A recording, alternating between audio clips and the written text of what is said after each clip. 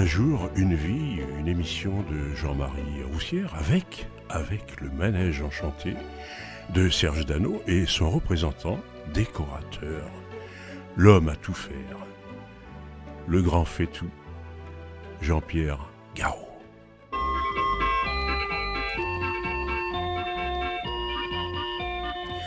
Serge Dano qui est le fils d'un tanneur à Cugand, il est né en 1931 dans notre région à Clisson. Et puis il a un parcours vraiment très, très particulier, c'est un personnage extraordinaire, même tout petit, puisque dès l'âge de 6 ans, il fabrique déjà des poupées et donne des représentations au fond du jardin. Qu'est-ce que vous en pensez, Jean-Pierre Garot? C'est déjà un bon départ. C'est un bon départ, et je dirais même qu'il dessinait à l'école. C'était pas un mauvais élève, mais pas un bon élève. Alors pour faire tenir ces petits personnages, il démonte, vous imaginez, les rayons de sa bicyclette. Il faut déjà le faire. Adolescent, il emprunte la caméra de son père. Est-ce qu'il a eu le droit, pas le droit, on ne sait pas. Et il filme tous les chiens du village, tous les chiens des environs.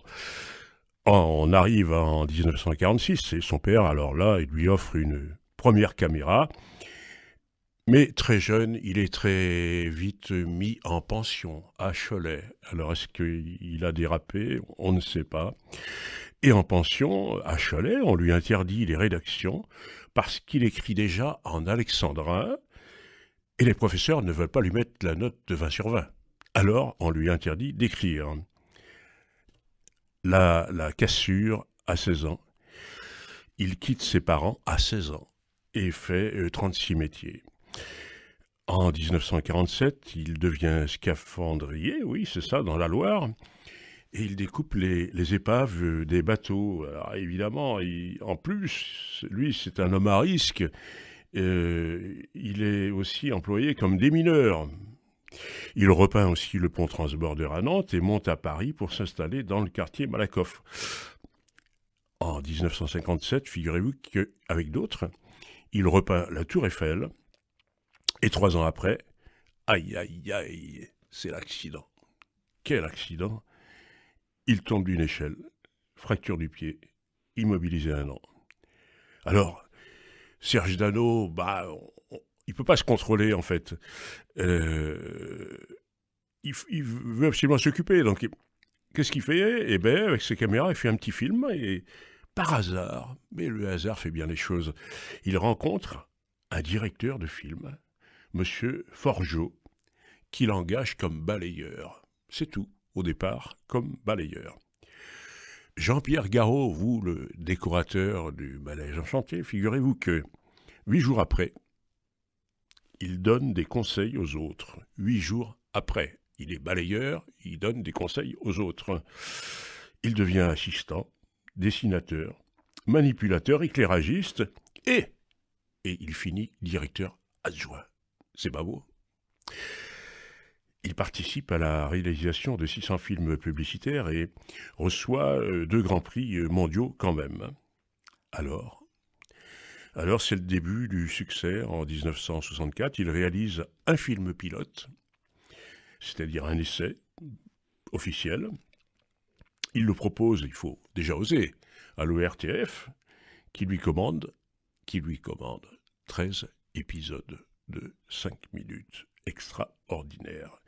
Et, pour faire suite à l'émission de Bonne Nuit les Petits que chacun connaît, eh bien, c'est le premier épisode du manège enchanté. 1966, où il est là-bas à Paris, c'est trop petit, et Serge Dano s'installe dans la propriété familiale de Cugand, La Feuillée, pour avoir de grands studios.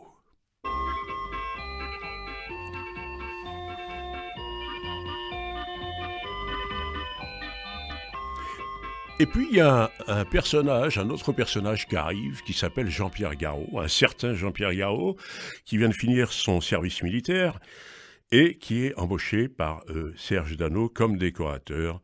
Serge Dano vous embauche, Jean-Pierre Garot, et comment ça se passe? Comment ça se passe?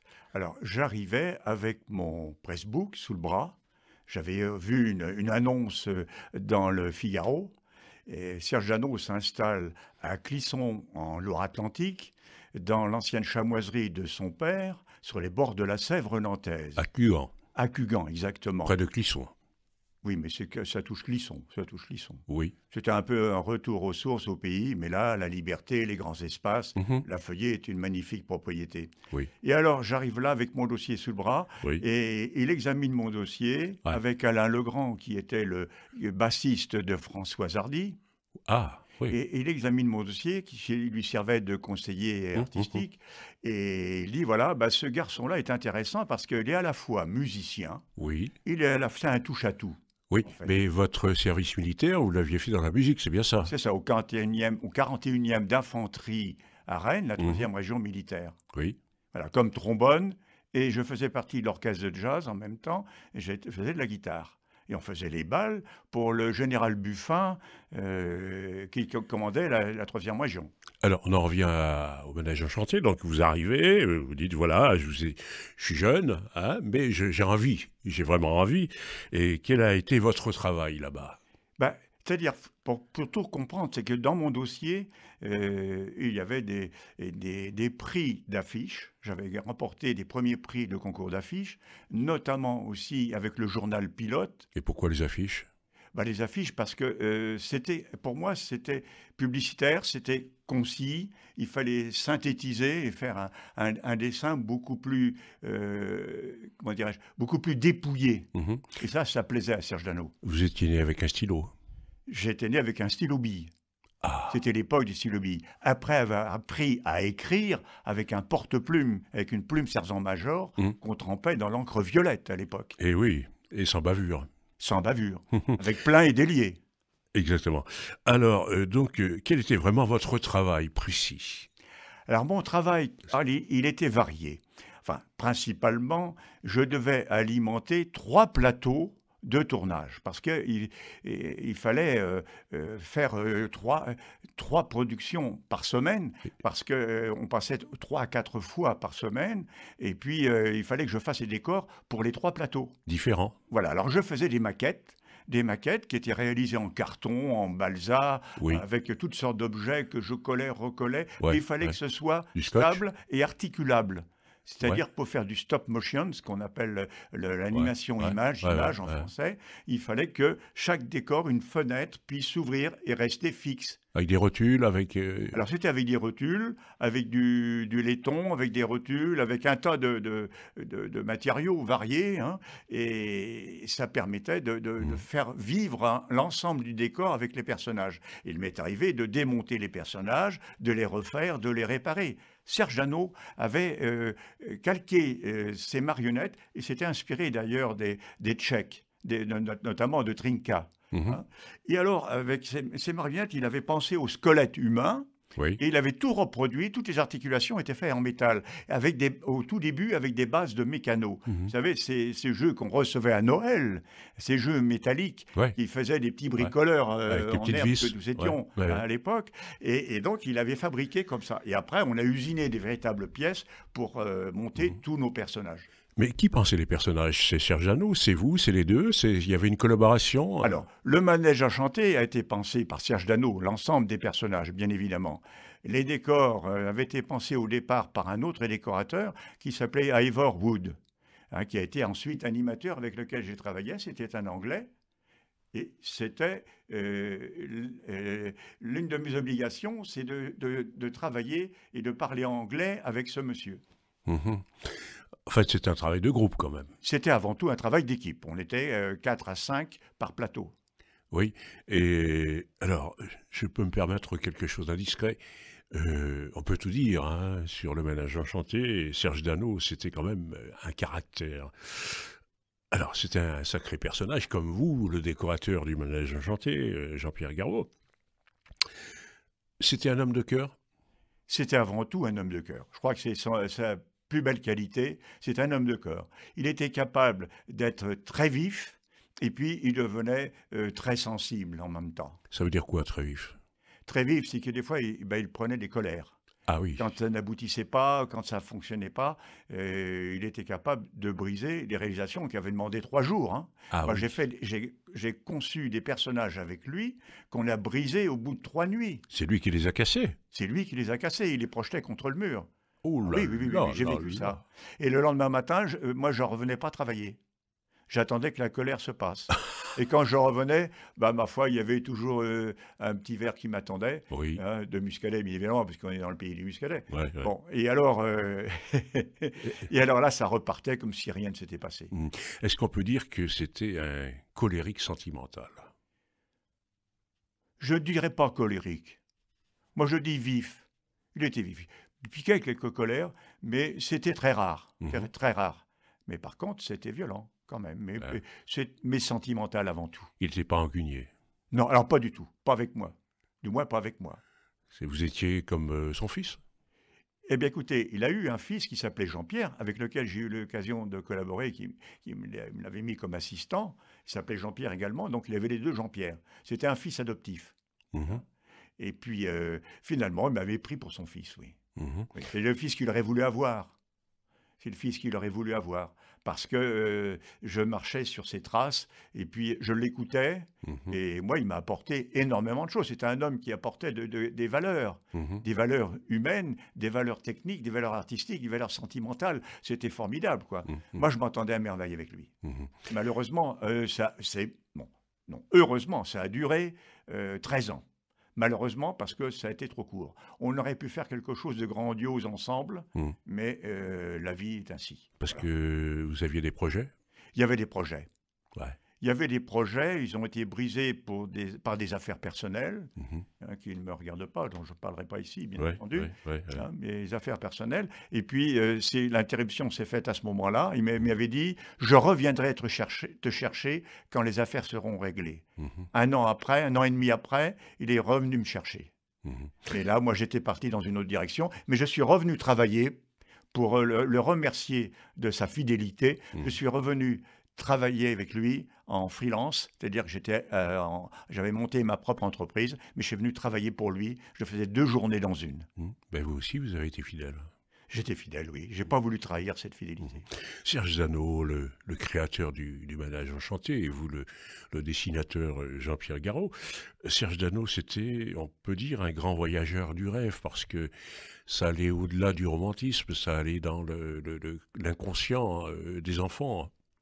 Oui, il apportait cette fraîcheur, cette poésie, et on s'évadait, on partait, on oubliait le matérialisme avec lui. On partait dans du rêve, on partait dans l'au-delà pratiquement. Mmh. On allait voyager à travers les nuages. Mmh. Et travailleur infatigable. Travailleur infatigable. Moi, j'ai travaillé des samedis, des dimanches avec lui. Ah ouais. Quand il fallait qu'on soit à l'heure pour la BBC ou pour le RTF, il m'est arrivé de prendre l'avion à la dernière minute et d'emmener dans l'avion et transmettre les copies qui étaient en 16 mm à l'époque, les galettes de film. On les mettait au commandant de bord et puis j'allais l'accompagner pour rencontrer les techniciens de la BBC à l'aéroport. Et un chef d'entreprise en plus. Ah ben, chef d'entreprise, oui, parce qu'il avait quand même du personnel. Hein. Tout le monde était salarié. Avec lui, il n'y avait pas d'erreur de ce côté-là. On va décrire Serge Dano. Alors, moi, je l'ai vu une fois, les cheveux frisés, c'est ça? Ah oui, oui, oui, oui, oui. Le regard bleu derrière des grosses lunettes. Oui, oui, c'était le beau Serge. Il était myope, non, non? Et à la fin, oui, oui, il faisait un peu de myopie. Oui. Il avait des verres très épais, d'ailleurs. Ouais, ouais. Hein, mais ne vous inquiétez pas, il savait se servir il savait aménager son problème de vision, oui. Et une cicatrice au front, là, il a eu un petit Oui, souci. alors, oui, parce que c'était un amateur de vitesse, il fallait que ça aille très vite, et un amateur de voiture. Comme il avait réussi les 2 premières années, et donc le merchandising lui avait apporté beaucoup, la vente des sous-produits, si vous préférez. Hein, et là, il avait offert à Pollux une Jaguar Type E, Ah oui. puis une deuxième. Hein, et alors, il a brisé la première, et il a eu un accident grave, là, dû à la vitesse. Il brise beaucoup. Hein. Oui. Moi, j'ai connu énormément de voitures avec lui. J'ai même roulé, j'allais chercher les clients des pays étrangers, j'allais les chercher à l'aéroport avec comment on appelle ça? À Nantes? À Nantes. À Nantes, oui. On avait une Rolls-Royce. Ah oui. Une Silver Shadow. Oula. Ah oui, absolument. Alors j'ai mieux vous dire, moi qui venais travailler en 2 chevaux à la Feuillée, bah, c'était pour faire que quelques kilomètres. Eh bien, je crânais en conduisant la Rolls-Royce. Oui, absolument. Oh là là, quel bonheur. Ah oui, oui, oui, oui. Mais c'est vrai parce qu'il y avait tout un mythe autour de ça. Alors, ouais. Dites-moi, Jean-Pierre Garot, le créateur des décors, Serge Dano, il disait « Margot et Pollux sont aussi connus que le général de Gaulle ».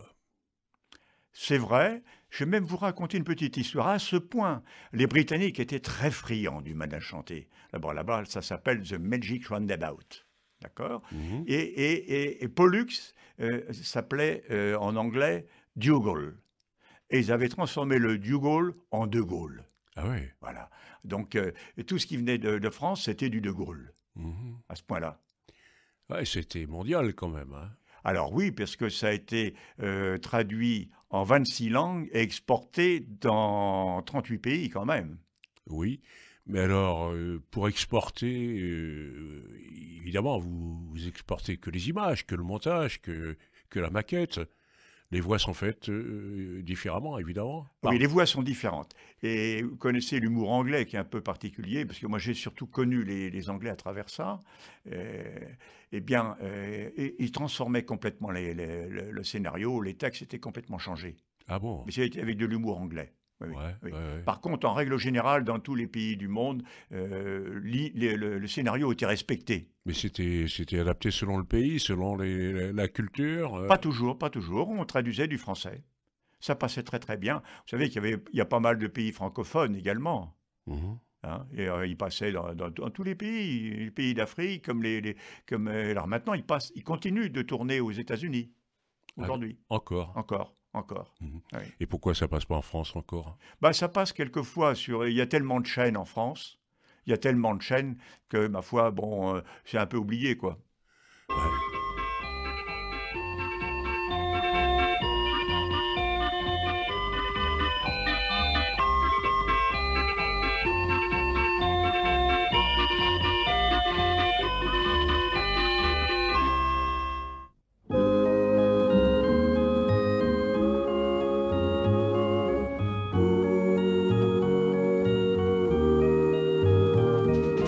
Tourne manège, mon joli manège, tourne et retourne doucement. Emmène-nous sur tes chevaux de neige au pays de l'enchantement. Bonjour petit, je suis le père Pivoine, je vous attends depuis si longtemps. Bonjour petit, le vieux père Pivoine vient de retrouver ses 20 ans. Tourne manège, mon gentil manège, tourne sans jamais te lasser.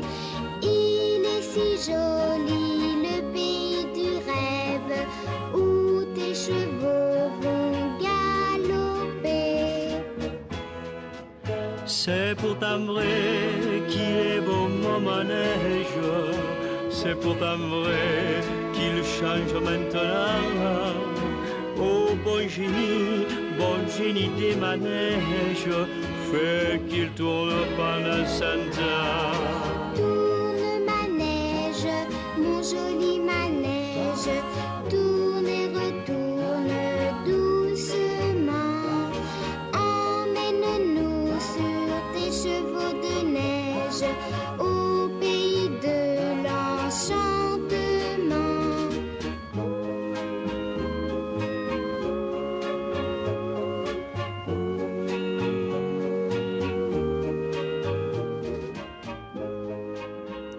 Jean-Pierre Garot, donc dans l'émission spéciale Un jour une vie sur Radio Fidélité. Jean-Pierre Garot, mais vous aviez presque les larmes aux yeux là, en écoutant cette chanson. Ça vous a touché? Écoutez, vous avez entendu cette voix de Margot, Oui. extrêmement sensible, cette belle poésie, ces beaux textes, ces mots choisis. Moi, j'ai trouvé ça extraordinaire. C'est vrai que ça me rappelle mes 20 ans, hein, 25 ans. Je suis arrivé à 20 ans au Manège Enchanté. Ouais, mais il y a longtemps que vous l'aviez entendue, cette chanson, hein? Oui, il y a longtemps que je l'avais entendue. Ouais, ça vous fait plaisir, hein? Ça fait plaisir. Ouais. Ça fait plaisir parce que je me dis, il y a encore des poètes dans ce bas monde, et il y a encore des poètes, ça vient quand même effacer un peu toute la violence que l'on distribue aux enfants aujourd'hui sur les antennes. Sur certaines antennes, pardon. Ouais, Ouais. ouais, c'est un peu ça aussi. Ouais, c'est même beaucoup ça. Et Serge Dano était très attaché à cette poésie pour les enfants.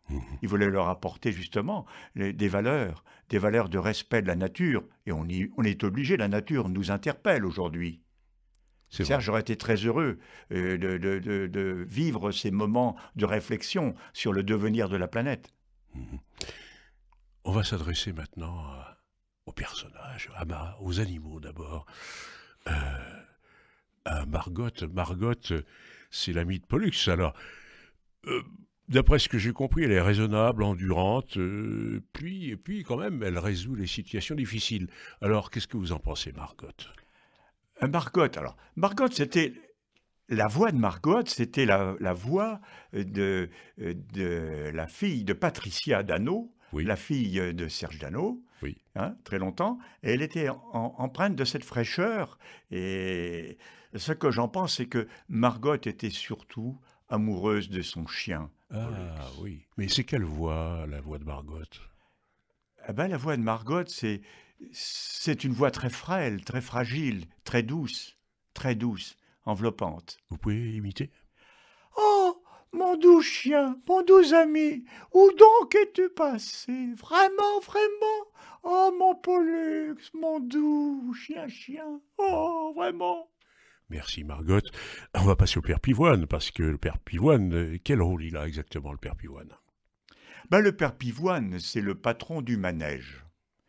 Et le père Pivoine, c'est un ancien marin, mécanicien, donc il sait réparer le manège quand il est en panne. Mais il est obligé souvent de faire appel à Zébulon, car c'est Zébulon qui solutionne tous les problèmes dans le manège enchanté. Ah oui, Alors le père Pivoine, lui, il a cet accent marseillais. c'est-à-dire?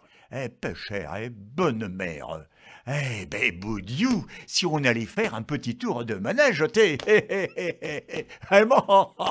Mais c'était un rigolo, le Père Pivoine. Ah oui. C'était vraiment le bon pépère, le bon grand-père. Ouais, Un papou. tout le monde l'aimait. Ah, tout le monde l'aimait. D'accord. Il y avait le bonhomme Jouvence aussi. Et pépép, par ici, s'il vous plaît, par ici, pépép, venez dans mes serres, venez voir, j'ai fait pousser des cactus énormes. Ah, c'était le jardinier, C'était le jardinier, The Gardener. parce qu'il y avait besoin d'un jardinier. Il y avait besoin de jardinier, bien sûr, pour Oui. entretenir tous les parterres dans le Beaujolais. Ah, mais c'était quand même un monsieur à la barbe fleurie. À la barbe fleurie, absolument. Pourquoi? Ben, parce qu'il incarnait la sagesse. La sérénité. La sérénité, la sagesse, le calme. Alors, on arrive à un personnage que tout le monde connaît, Tournicoton, Zébulon. Alors, est-ce que vous pouvez nous en parler plus longuement? Ah, Zébulon. Alors, Zébulon, bon, vous avez remarqué que la plupart des noms des personnages sont empruntés à la mythologie. Oui. Zébulon en fait partie. Ah, Zébulon, c'était un magicien, quelque part. C'était un magicien, un magicien qui trouvait toujours des solutions pour que tout s'harmonise et se déroule dans la bonne humeur. un magicien surprise. Surprise parce qu'il venait avec son ressort. Mhm. Alors, c'était une animation particulière avec le ressort. C'est-à-dire? Alors, c'est-à-dire, par exemple, alors, j'en ai donc peint en animation, pour expliquer le rôle de Zébulon, je l'ai mis en plusieurs images peintes dans la maison d'enfance sur une fresque qu'on a fait pour l'anniversaire de Serge Dano. On en parlera peut-être un peu plus tard. Oui. Hein, voilà. Alors, c'était un ressort, Oui, et il était monté sur ressort avec une tige au milieu. On le piquait dans la table. oui. Hein, on piquait la quiche dans la table, et puis on tendait le ressort, image par image, voilà. Et le ressort, c'était du fil à souder.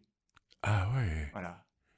Vous voyez, donc, Ça faisait un bond après. Et alors, ça faisait un bond. Alors, on avait trouvé le bruit comme un ressort Oui, qui lui est en dur, oui, oui. hein, alors qu'il fait boing, boing, boing, boing, boing, tournicotis, tournicoton, bande de petits polissons, tournicoton. Ah ben, tout le monde s'en souvient, hein. Ah oui, oui, oui, oui, oui, Je oui. crois que même les adultes et même les jeunes maintenant, puisqu'on en a tellement parlé, c'était un farceur, Zébulon. En même temps, il faisait des farces, c'est vrai, c'est vrai. Oui. Il intervenait par surprise. Ah, Par surprise. Il Ah. arrivait subitement, on entendait boing, boing, boing, boing, tournicotis, tournicoton. mhm. Ah, monsieur Jean-Marie, vraiment. Ah, tournicotis, Jean-Marie. Oh, oh, oh, si vous aviez de belles moustaches comme moi. Il a des moustaches. Et il était bigleux et rougeau, à ce qui paraît. Oh, ouais, parce que il fréquentait bien le. Oui, il aimait bien le Beaujolais, mais ça, on le disait pas. On le disait pas. Parce Ouais, qu'on pas- n'avait pas le droit à l'alcool dans pas- les émissions pour enfants, quand même. Hein. On Oui. n'aurait pas fait ça. Oui, non, Non, non, non, non. Coralie. Alors, qui est quoi? Alors Coralie, c'est une petite fille avec des couettes. On avait un peu pensé à une chanteuse de l'époque qui avait des couettes, hein, vous voyez qui je veux dire, n'est-ce pas? Oui, Voilà, voilà. Et puis bon, on a bien changé depuis. C'était notre amie Sheila, bien évidemment. tout à fait. Alors elle avait des couettes et c'était la grande amie intime. Vous savez, les jeunes filles, un peu comme Margot, Mhm. elles avaient tous une amie, une préférence. Mhm, Voilà, mhm. comme les garçons ont eu un copain. C'était ça. Elle avait une voix Elle avait une voix, mais assez. sans plus. Elle parlait très peu. Sans plus. Pio. Ah, Pio, alors il y avait Pio et Basile. Alors Basile, c'était le mécanicien, Oui. et Pio, c'était un copain. Ah, C'était un d'accord. copain. En culotte courte. En culotte courte. Tous les Ouais, deux, ils étaient ouais, en short, ouais, ouais. bien évidemment. Ah, Et en alors. combinaison, le mécanicien. Ah, bah, c'est normal. Oui, oui, oui, oui, Bah oui. Ouais. Soyons sérieux. quand même, oui. Dites-moi, on arrive maintenant au plat de résistance. Ambroise. Alors Ambroise, la voix a été faite par Serge Dano lui-même. Ah. Et Serge Dano, il a enregistré la voix d'Ambroise d'un bout à l'autre. Mhm, Pendant plus de 30 ans. Hein. Mhm. Alors ça donnait la voix tabagique de Serge Dano, parce que c'est un fumeur de gitane. Et ça donnait « Ah, monsieur Pollux, je crois bien que je l'ai vu, la Margotte. Oh, vraiment, vraiment. Oh, elle est mignonnette, la Margotte. Oh, elle est un peu comme la petite demoiselle dans le studio, là. Oh, elle est extraordinaire. On aurait pu... Oh, avec des boucles d'oreilles, ça aurait été formidable, monsieur Pollux. » Ah, bah, dites donc, c'est quelque chose, l'escargot. Timide et toujours enrhumé, hein. Ah oui, des fois, il faisait atchoum, oui, c'est vrai. Et toujours prêt à rendre service aussi. Ah oui, toujours. Oui. Ah oui, oui. Il y avait des valeurs qui passaient quand même dans le manège enchanté. Il y avait des messages. Oui, Des messages, déjà, j'en ai parlé depuis le début, oui. déjà des messages sur l'amour de la nature, Mhm. sur la protection des plantes, Ouais, des biens, des ouais, fleurs, ouais. etc. Et Ambroise, il avait des passions, et passion des cailloux et des livres aussi. Ah aussi, oui, oui, oui. Ouais, En ouais. moi, c'était un peu un intellectuel. Hein. Ah, Hmm. oui, mais nous arrivons à Pollux. Pollux, incontournable. Quand on dit le manège enchanté, ouais, on dit Pollux. Alors, vous pouvez nous parler de Pollux quand même. Ah, je veux bien vous parler. Et de nous Pollux. faire la voix de Pollux. Vraiment, mon cher, vraiment, mon cher journaliste, je vais vous parler de moi-même, n'est-ce pas? Alors, au tout début, c'est moi, je reprends ma voix normale, au tout début, c'était monsieur Jacques Baudouin qui faisait la voix. Et comment on a trouvé la voix de Pollux, avec cet accent d'Oxford, n'est-ce Bah pas? oui, comment? Eh bien, on avait un fan club au Manège Enchanté, un fan club, et les enfants écrivaient, et ils avaient sollicité qu'on donne une voix à Pollux. Ils voulaient que ce chien leur parle tellement ils l'aimaient. Mhm. Vous savez qu'on envoyait des tonnes de sucre par la poste pour Ah. satisfaire les besoins de Pollux. C'était Oh là un là. amateur de sucre. Hein. Voilà. Alors, on a fait des tentatives avec Serge. Sur la table de montage, sur l'interciné, c'est une table de montage à l'italienne, où vous avez deux bandes magnétiques et une bande optique. Mhm. Une bande pour le son, une bande, etc. Alors, je ne vais pas m'étaler dans les détails techniques parce que je ne suis pas très doué. Hein.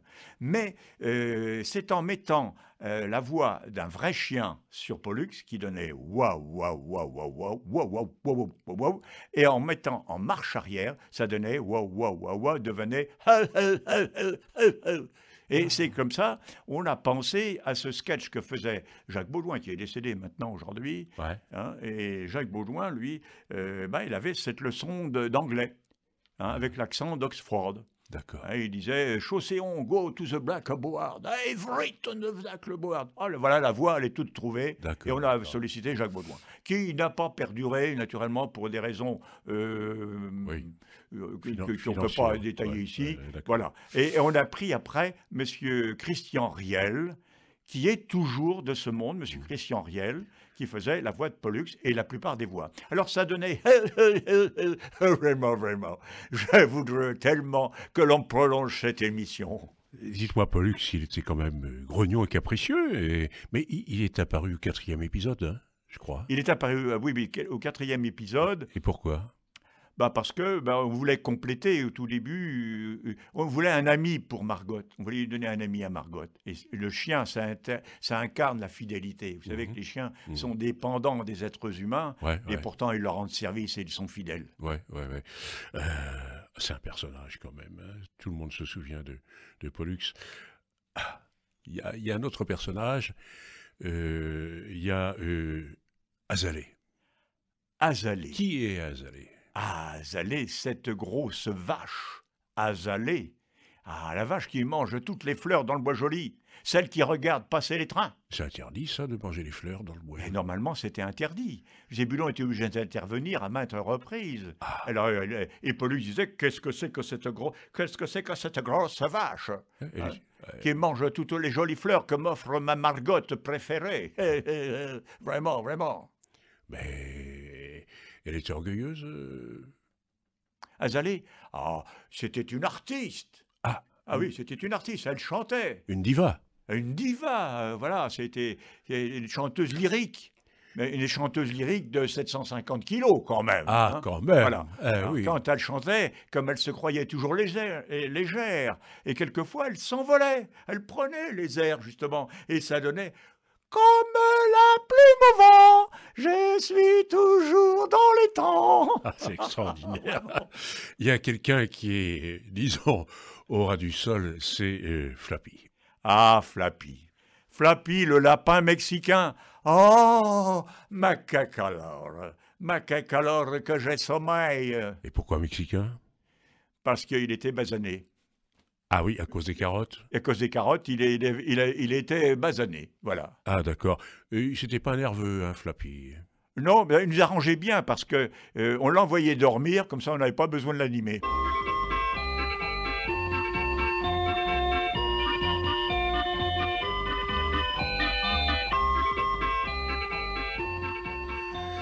Et voilà, donc un jour une vie, une émission spéciale, spéciale Noël, hein, spéciale décembre, spéciale Noël, donc sur Radio Fidélité, avec le Manège Enchanté qui a été créé par Serge Dano, mais ici en studio, donc Jean-Pierre Garot qui est le décorateur du Manège Enchanté. Alors on va parler maintenant des voix, parce que évidemment il y a les images, mais les voix sont très importantes.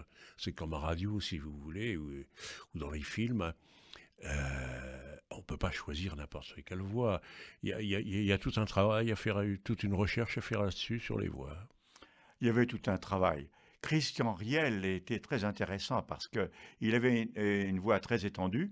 Oui. Il partait du grave pour aller dans les aigus. Oui. Alors lui, il faisait surtout la voix de Pollux, la voix de Zébulon, la voix d'Ambroise, la voix du père Pivoine, le père Jouvence. De Basile et du Chableu. On n'a pas parlé du Chableu. On va le faire tout à On va l'heure. le faire tout à l'heure. Voilà.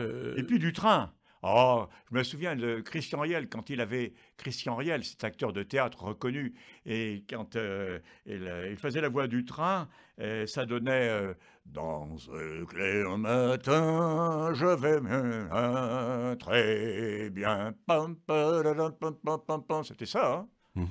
Voilà. Dites-moi, il y avait, donc on a parlé de Jacques Baudouin, mais il y a aussi son épouse à l'époque.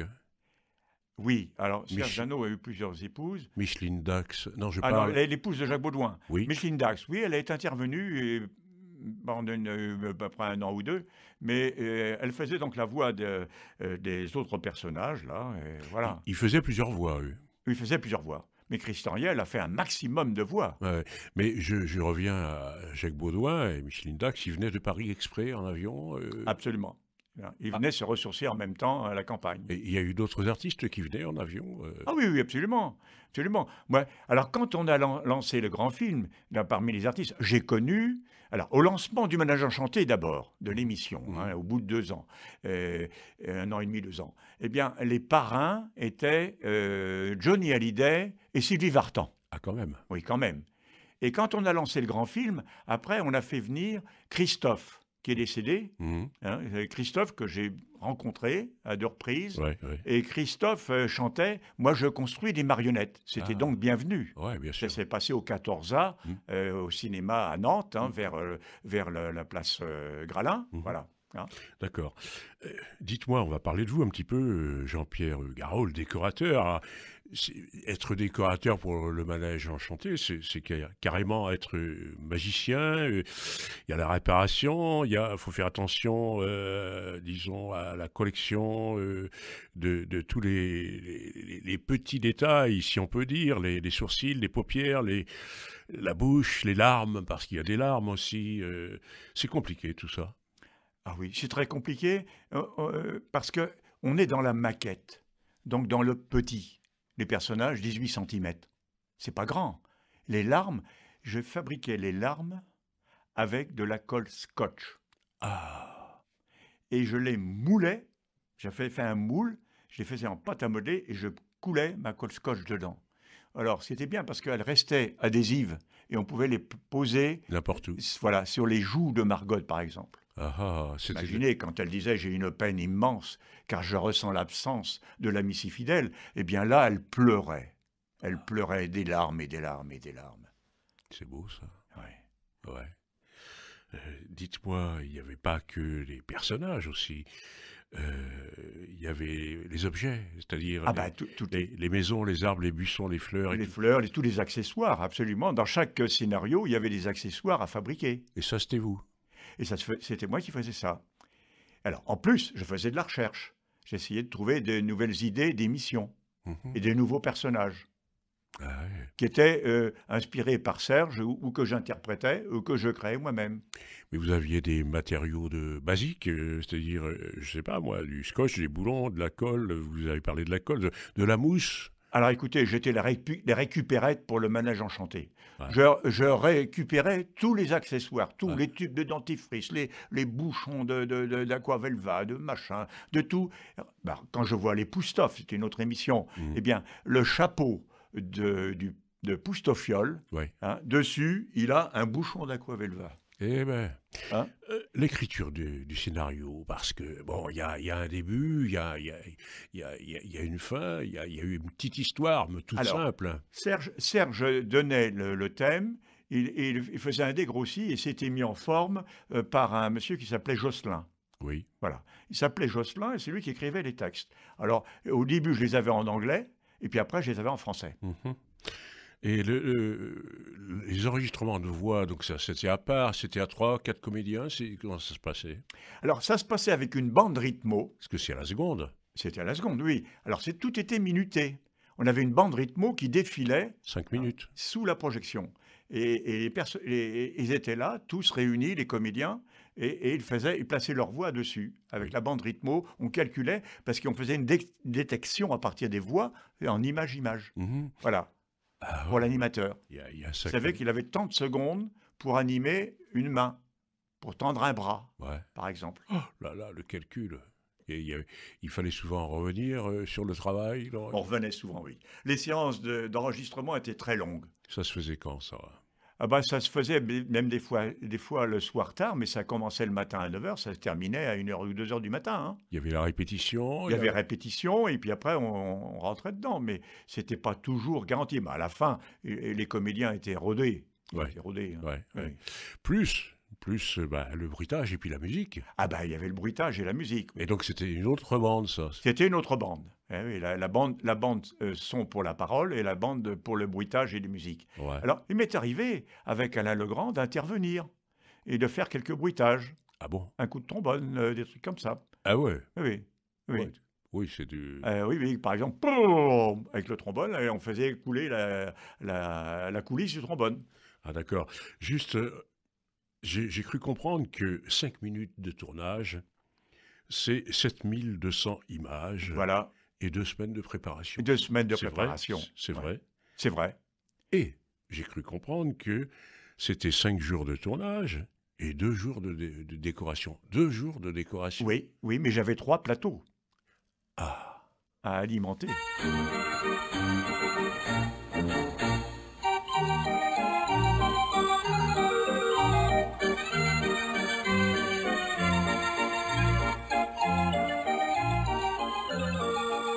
alors on va aborder quelque chose d'un petit peu différent, c'est-à-dire le rôle de l'épouse de Serge Dano dans cette émission spéciale Un jour une vie, le rôle de Martine Dano. Ah, Martine Dano, si Serge avait pu la connaître beaucoup plus tôt, Oui, je pense qu'on n'aurait pas connu ces interruptions. pourquoi? Parce que c'était quelqu'un de très proche, très, comment dirais-je, très douce.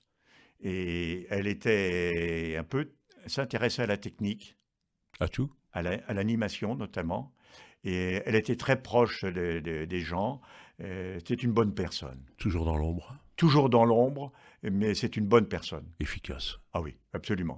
Mhm. Serge nous avait effectivement chargés tous les deux de faire perdurer le Manège Enchanté. Mais quel parcours elle avait eu avant, Martine Dano? Ben, Martine Dano, je ne sais pas si je dois en parler à l'antenne, mais Martine Dano est d'origine de Saint-Laurent-sur-Sèvre. Oui. Voilà. Et elle tenait une boutique, elle travaillait dans une boutique familiale qui faisait de la photo. Donc, vous voyez, il y avait déjà quelque chose de prédestiné. Ouais. Elle travaillait dans la photo. Alors, c'est peut-être à cette occasion-là que Serge l'avait rencontrée. D'accord. C'est possible. Mhm, mhm. C'est possible. Eh bien, écoutez, justement, on va venir sur les grandes rencontres et les grandes dates en dehors du Manège Enchanté, parce que Serge Dano, il n'a pas fait que le Manège Enchanté. Non, non. Je pense à 1967, vous étiez à Torfou, la bataille de Torfou. Ah, la bataille du Torfou. Je ne devais pas m'en occuper. Ah bon? Parce que j'étais pris par le tournage des séries du Manège Enchanté. Il fallait alimenter les chaînes de télévision. Et alors, Serge m'a dit, non, il faut que tu viennes. Il faut que tu viennes, l'homme à tout faire, il faut que tu viennes. Pourquoi Donc, tu vas t'occuper des mouvements de foule et des républicains. Ah bon? Alors, vous pensez, je fréquentais ma femme à l'époque, enfin, c'était ma compagne, Anne-Colette, et eh bien, elle était vendéenne. Ouais. Alors, la bataille de Torfou, c'était les Vendéens contre les Républicains. Ah bon? Ah bah oui. Ah oui, alors ça a été une bataille permanente entre ma future épouse et moi-même. Acharné. Ah, vraiment acharné. Oui, oui. Alors, on a décalé la date du mariage plusieurs fois. Ah oui. Ah bon? Et puis, on est tombé en plein dedans.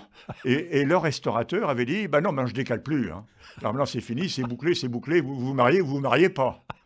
Alors, finalement, on a gardé la date, la veille du spectacle. On s'est marié la veille du spectacle. Oui. Ce qui a donné ce titre dans la presse de l'époque, Oui. hein, dans les 3 départements, parce que c'était sur le carrefour des 3 provinces, à ou fait. des 3 départements. Ouais, même, ouais. hein. Ça a donné ce titre-là fabuleux. Vendéens et républicains se sont réconciliés l'instant d'un mariage. La bagarre continue, la bataille continue. Et elle nous amènera à Clisson. C'est ce qui nous a amenés à Clisson. Voilà. D'accord. Hein, parce que ça fait 53 ans que Oui. nous sommes ensemble. Mais vous n'êtes pas en guerre encore. Hein? Ah ben, on n'a pas encore fait la trêve. Oui. Oui. 1969-70, alors c'est quelque chose d'important, hein, c'est le long métrage couleur, Pollux et le Chat Bleu. Ah oui. Ah, Pollux le Chat Bleu. 400 ordinateurs, 100 000 images, 33 mois de travail qui sont échelonnés sur 4 ans. Vous pouvez nous en parler? Oui, parce qu'il y avait une année de préparation, une bonne année de préparation avant déjà, ça enlève beaucoup. Oui. Oui, parce que... Alors là, je peux vous en parler, parce que je l'ai vécu. Là, les décors ont changé de dimension.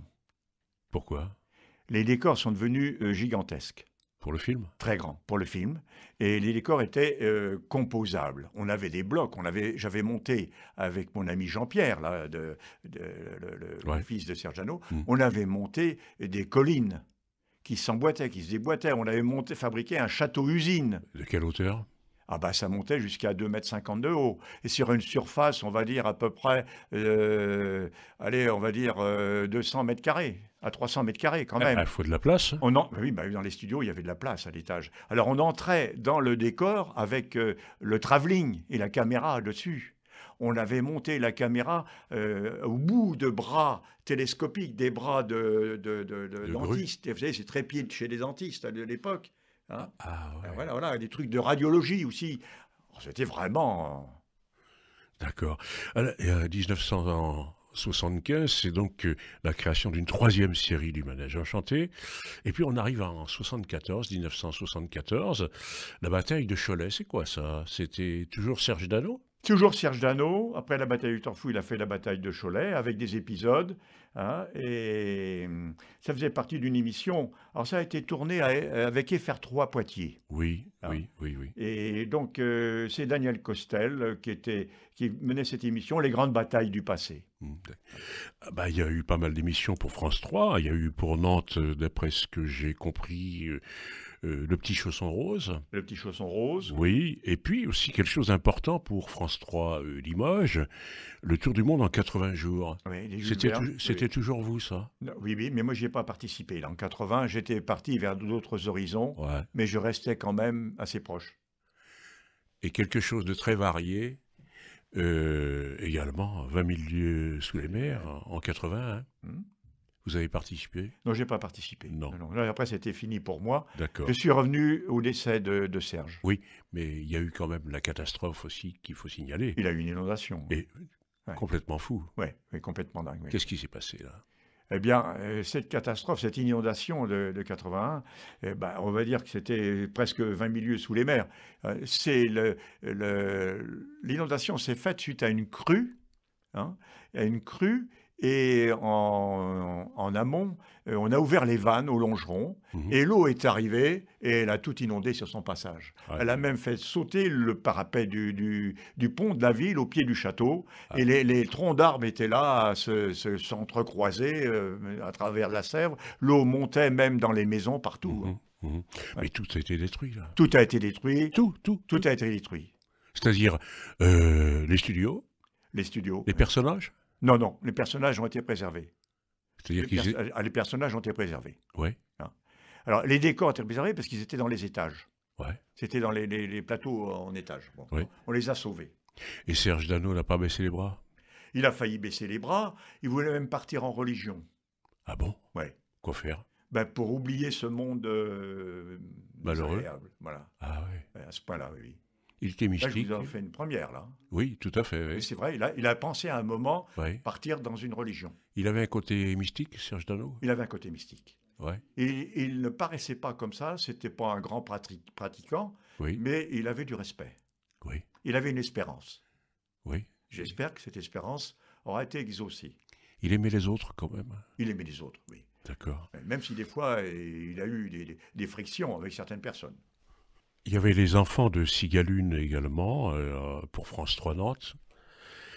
Et donc, le gros problème, c'est que pour le Manège Enchanté, eh bien, il y a eu les dessins animés japonais. Oui, voilà, la violence est arrivée à l'écran à ce moment-là. Alors ça a détruit un peu toute la poésie. Et là,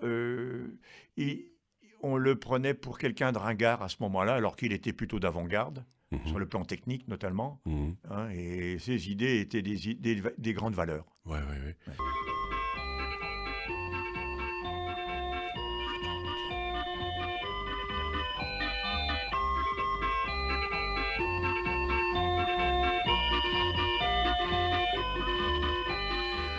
Et oui, 1990, c'était un 23 décembre. Et oui, avant Noël. Et c'est le décès de Serge Dano, donc, qui est au cimetière actuellement de la Bouteillerie à Nantes. Et il y a quelque chose de particulier dans ce cimetière, c'est sa tombe. Hein. Sa tombe, Martine Dano tenait particulièrement à ce qu'il soit reconnu pour toute son action culturelle vis-à-vis des enfants, mais ce qu'il a quand même marqué son temps. Oui. Et donc il méritait un hommage, Il y en a eu plusieurs d'ailleurs.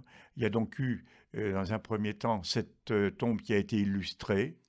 Hein. Je n'ai pas le nom de l'auteur là, mais Non, mais c'est pas grave, c'est pas grave. hein. C'est une tombe moderne. C'est une tombe moderne. Elle représente le manège enchanté. Alors, il y a de la céramique, il y a de la résine, il y a tout ça dedans. Oui. Elle est originale, elle se remarque, Oui. mais quelque part après tout, Coloré. elle est colorée. Oui. Elle est colorée, très colorée. Oui. On m'a dit qu'il y avait une boîte aux lettres. C'est curieux. Oui, parce que les enfants Sur- que nous sommes, Collé sur la aujourd'hui tombe. encore, Oui. les enfants de 50 ans, 60 ans, 70 ans et 80 peuvent encore écrire. Et on peut aller mener.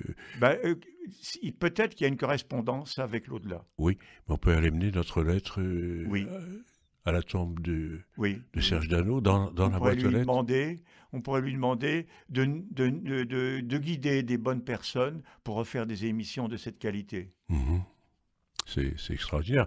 Dites-moi, Jean-Pierre Garot, vous, le créateur du manège enchanté. Ah non, je ne suis pas le créateur du manège enchanté. Bah, quelque part, Je suis- décorateur. Je suis le décorateur maquettiste. Vous étiez plusieurs décorateurs. Il y a eu plusieurs décorateurs. Vous étiez plusieurs créateurs. La décoration s'inscrit dans la création. La décoration s'inscrit dans la création, quelque part, oui. Voilà, Mais moi, c'est pour rien dans le manège enchanté, si ce n'est que de l'avoir entretenu. c'est déjà beaucoup. Et d'avoir créé quand même, participé à la fabrication des personnages. Participer à la fabrication des personnages. Mais surtout dans le grand film du Nord 30, Ouais, signé au salle de spectacle. Ouais, ouais. Voilà. Dites-moi, Jean-Pierre Garot, il n'y a pas de musée, Serge Dano, manège enchanté.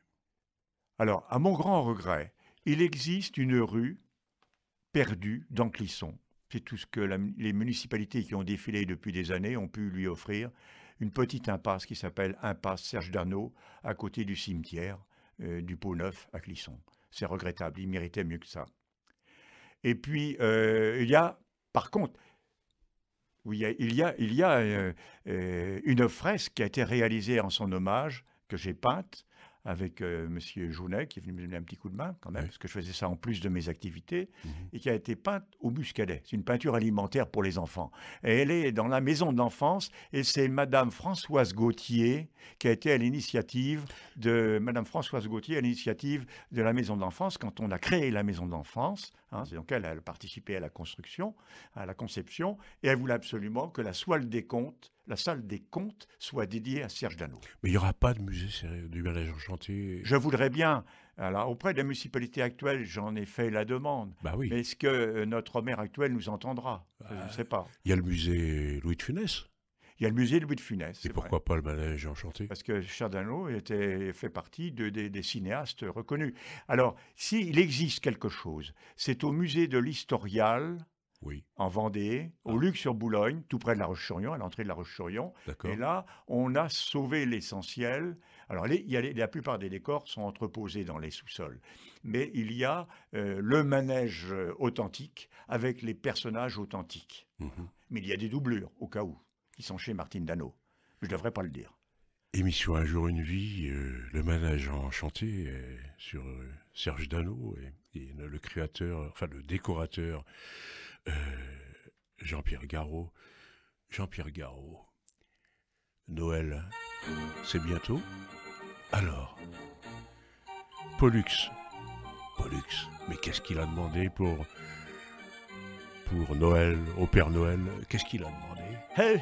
Vraiment, je voudrais quand même avoir, écoutez, mon cher bonhomme Noël, je voudrais recevoir beaucoup de sucreries, Ah ouais. notamment des sucres candy, des sucres d'orge, des sucres à l'anis, à la vanille, de toutes sortes de sucres pour l'éternité, voyez-vous. Mais il va avoir du diabète, Pollux, avec le sucre. Oh, mais avec Zébédie, eh ben, il saura me soigner, mon petit diabète.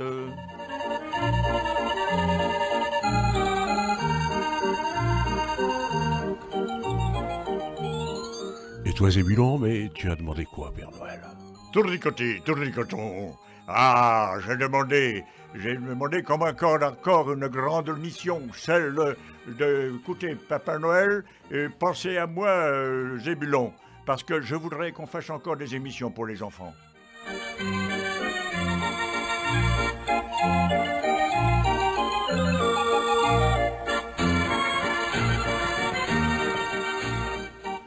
Margot, est-ce que tu as été sage pour le Père Noël? Oh, messieurs les journalistes, j'étais vraiment sage, je peux vous le dire vraiment. Figurez-vous que dans ma petite chambrette, tous les jours je fais de la couture. Alors je voudrais qu'on m'offre une machine à coudre. Une machine à coudre? Oh oui.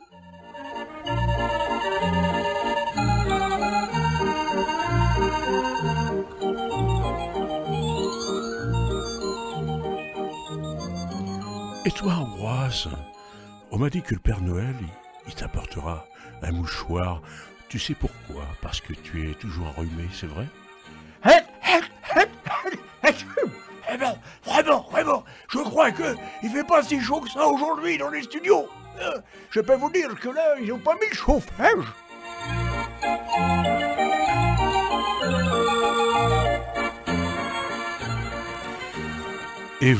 Et vous, Jean-Pierre Garot, le décorateur du Manège Enchanté, l'homme à tout faire du Manège Enchanté, est-ce que vous avez un message? Eh bien, mon message sera le suivant. Et c'est que si le bon Dieu m'écoute, je demande s'il reste encore un peu de place pour un poète comme Serge Dano, dans le paradis. Juste un tout petit coin du bois joli pour que nous puissions communiquer plus facilement avec lui, pour que nous puissions faire tourner encore longtemps son manège qui enchante les enfants et les grands-enfants que nous sommes tous.